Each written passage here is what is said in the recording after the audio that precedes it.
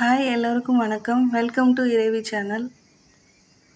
இது 1 வீக்குக்கான விளாக் தான் இப்போ பார்க்க போகிறோம் இந்த வீடியோவில். என்னோட நிக்நேம் ரதி. நான் ஒரு ப்ரைவேட் கம்பெனியில் அக்கௌண்டண்ட்டாக ஒர்க் பண்ணிகிட்டு இருக்கேன். நான் 90ல் பிறந்த ஒரு பக்கா 90 கிட்ஸ். சின்ன வயசுலேருந்து டிராயிங் வரைய நிறைய இன்ட்ரெஸ்ட் இருக்குது. கிராஃப்ட்டும் நிறையா செய்வேன். நம்மளோட சேனலில் cooking video, shopping and craft சம்மந்தமான வீடியோ தான் பார்ப்போம். நம்மளோட சேனலை ஃபஸ்ட் டைம் பார்க்குறீங்கன்னா மறக்காமல் சப்ஸ்கிரைப் பண்ணுங்கள். இப்போ வீடியோக்குள்ளே போகலாம் வாங்க. இது லாஸ்ட்டு சண்டே எடுத்த வீடியோ. சிக்கன் பிரியாணி செய்கிறதுக்காக வாங்கியிருக்கேன். சீரக சம்பா அரிசியில் தான் பண்ண போகிறேன்.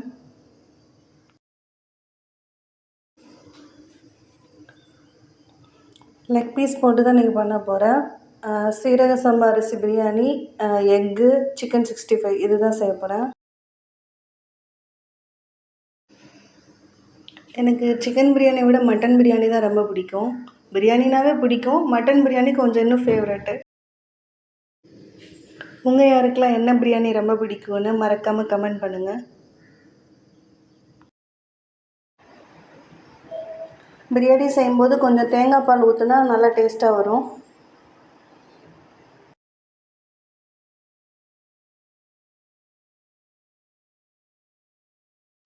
மசாலா நல்லா கொதித்ததுக்கப்புறம் அரிசியை போடணும். அப்போ தான் குலையாமல் பக்குவமாக வரும். இந்த சைடு சிக்கன் 65 பொரிச்சிட்ருக்கேன். எக்கு வெந்துகிட்ருக்கு. பிரியாணிக்கு நெய் நல்லா நிறையா ஊற்றினா தான் டேஸ்ட்டாக வரும். இப்போ பிரியாணி செஞ்சு முடிச்சாச்சு. நல்லா சூப்பராக வந்திருக்கு. குலையாமல் கரெக்டான ஸ்ட்ரக்சருக்கு வந்திருக்கு. பிரியாணிக்கு சிக்கன் குழம்பு தொட்டுக்கிறதுக்காக வச்சுருக்கேன். சிக்கன் குழம்பை விட தால்ச்சா ரொம்ப நல்லாயிருக்கும். சிக்கன் குழம்பு வச்சிட்டோன்னா நைட்டு சப்பாத்தி தோசைக்கு எதுக்காக வச்சுக்கலான்னு நான் குழம்பே வச்சுட்டேன். பார்க்கவே கலர்ஃபுல்லாக இருக்குது. டேஸ்ட்டும் நல்லா வந்துருந்துச்சு. மேரேஜுக்கு முன்னாடிக்கெலாம் எனக்கு பிரியாணி சமைக்க தெரியாது. மேரேஜுக்கு அப்புறம் தான் ஹஸ்பண்ட் ஒரு இடம் பிரியாணி வாங்கிட்டு வர சொன்னதுக்கு வீட்டிலே செஞ்சு சாப்பிட்றலான்னு எல்லாமே வாங்கிட்டு வந்துட்டாங்க. எப்படி செய்கிறதுன்னு தெரியாமல் எங்கள் தெருவில் முஸ்லீம்காரங்க ஒருத்தவங்க இருந்தாங்க. அவங்கக்கிட்ட கேட்டதுக்கு அவங்க நோட்டில் எழுதி கொடுத்தாங்க. அதெல்லாம் டிப்ஸ்லாம் எழுதி வச்சுட்டு அந்த நோட்டில் உள்ளபடி செஞ்சு பார்த்தேன். பக்கத்து வீட்டுக்கார அக்காவும் ஹெல்ப் பண்ணாங்க. அப்படி செய்ய ஆரம்பித்ததான் பிரியாணி. நோட்டில் எழுதி வச்சதை பார்த்து பார்த்து தான் ஒவ்வொரு வாரமும் செய்வேன். இப்போ பிரியாணி எக்ஸ்பர்ட் லெவலுக்கு ஆயாச்சு.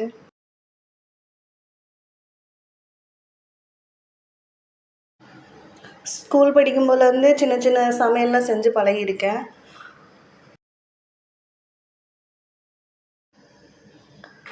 அப்போல்லாம் ஈவினிங் ஆனால் நானே விறகடுப்பில் சமைச்சு வச்சுருவேன். அம்மா சமைக்க வேண்டியதெல்லாம் வாங்கி கொடுத்துட்டு வேலைக்கு போயிடுவாங்க. சாயந்தரம் நானே எல்லாம் சமைச்சு வச்சுருவேன். வந்து எல்லாம் சாப்பிட்டுட்டு நல்லா இருக்குன்னு தான் மேக்ஸிமம் சொல்லுவாங்க.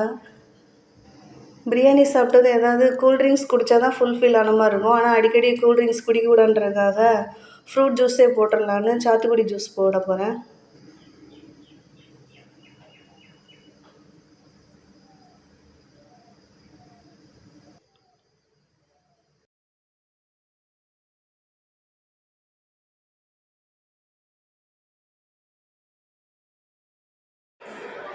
இந்த வாரத்துக்கான காய்கறியும் மாட்டுத்தாவணி மார்க்கெட்டில் வாங்கிட்டு வந்தாச்சு. கீரை நிறையா வாங்கிட்டு வந்திருக்கோம்.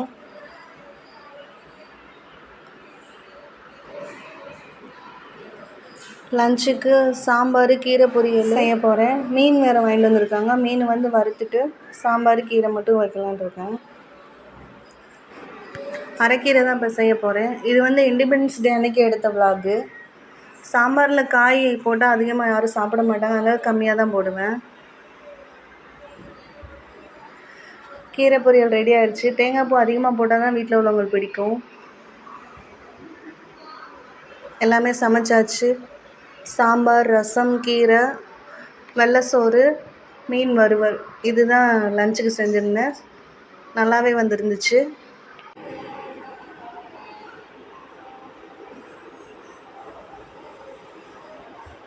ஈவினிங் வந்து சரவணா ஸ்டோருக்கு ஷாப்பிங் போயிருந்தோம்.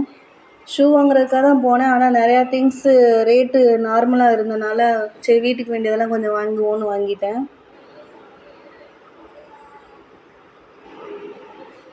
கிளிப் ஐட்டம், ஷூ, சின்ன சின்ன டப்பா அதெல்லாம் ரேட் கம்மியாக தான் இருந்துச்சு. அதெல்லாம் வாங்கியிருந்தேன். இந்த டப்பா வந்து 16 ரூபா தான். இன்னொரு ஷாப்பில் நான் கேட்டது ரேட் அதிகமாக இருந்துச்சு. இங்கே கம்மியாக இருந்தனால இங்கே நிறையா வாங்கிட்டேன். ஒரு 5, 6 டப்பா வாங்கிட்டேன். துணி காய போடுற கிளிப்பு, காய்கறி வைக்கிற அந்த ஸ்டோரேஜ் பண்ணுற கூட வெறும் 99 ரூபா தான், அதுவும் வாங்கியிருந்தேன். இந்த டப்பா நல்லா குவாலிட்டியாக இருந்துச்சு. ஆனால் 16 ரூபா தான் ரேட் போட்டிருந்துச்சு. நல்லா ஒர்த்தாகவே இருந்துச்சு அந்த டப்பா. குவாலிட்டி நல்லா இருந்துச்சு. எம்ப்ராய்டரி ஒர்க்கு, ஆரி ஒர்க்குக்கு தேவையான நிறையாவது சரவணா ஸ்டோரில் இருக்குது. ஒரு வீட்டுக்கு வேண்டிய எல்லா திங்ஸுமே அங்கே இருக்கும். நம்ம அந்த ஒரு கடையில் போய் வேண்டிய எல்லா பொருளும் ஷாப்பிங் பண்ணலாம். 99 ரூபாய்க்கு இந்த கூடை ரொம்ப ஒர்த்தானது. நம்பவே முடியலை, நல்லா இருந்துச்சு. இது வெள்ளிக்கிழமை ஈவினிங் எடுத்தது. லாஸ்ட்டு ஆடி வெள்ளி அன்னைக்கு எடுத்தது. எனக்கு ஃபோட்டோஸ் வச்சு கும்பிட்றத விட சாமி சிலை வச்சு கும்பிட்றது ரொம்ப பிடிக்கும்.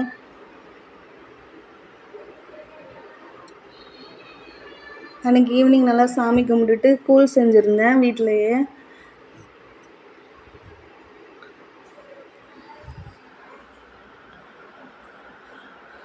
நைட்டுக்கு வந்து மாவு ஆட்டி வச்சுருந்தேன். 1 வீக்குக்கு வேண்டிய மாவுலாம் ஆட்டி வச்சாச்சு. அதனால் கொஞ்சம் டென்ஷன் இல்லாமல் இருக்கலாம். இட்லி பொடி அரைக்கிறதுக்காக இப்போ ரெடி பண்ணிகிட்ருந்தேன். கடலைப்பருப்பு, அது வந்து கருப்பு உளுந்து வறுத்து வச்சுருக்கேன். கருவேப்பிலை ஏதாவது காஞ்சி போச்சுன்னா அதை வேஸ்ட்டாக கீழே போடாமல் இந்த மாதிரி ட்ரையாக வறுத்துட்டு இட்லி பொடிக்கு யூஸ் பண்ணோன்னா ரொம்ப நல்லது. நமக்கு இந்த ஹேர் ஃபால் இருக்கிறவங்க கருவேப்பிலை டைரெக்டாக சாப்பிடாதவங்க அந்த மாதிரி இட்லி பொடியோடு அரைச்சி சாப்பிட்டா ரொம்ப நல்லது.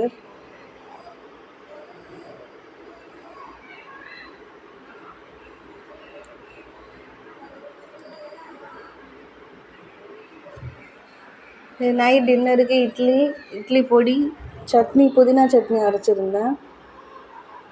எனக்கு சட்னியை விட வெறும் இட்லி பொடி வச்சு சாப்பிட்றது பிடிக்கும். அதனால் நான் அப்படியே சாப்பிட்டுட்டேன். இது அடுத்த நாள் எடுத்த விலாகு. சாப்பாடு நிறையா செஞ்சிட்டனால மீந்து போனனால தண்ணி ஊற்றி வச்சு பழைய சாதம் சாப்பிட்டேன்.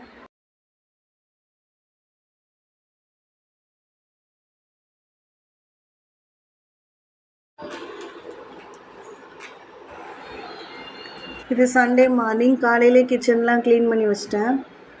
அப்போ தான் சமைக்கிறதுக்கு ஈஸியாக இருக்கும்னு.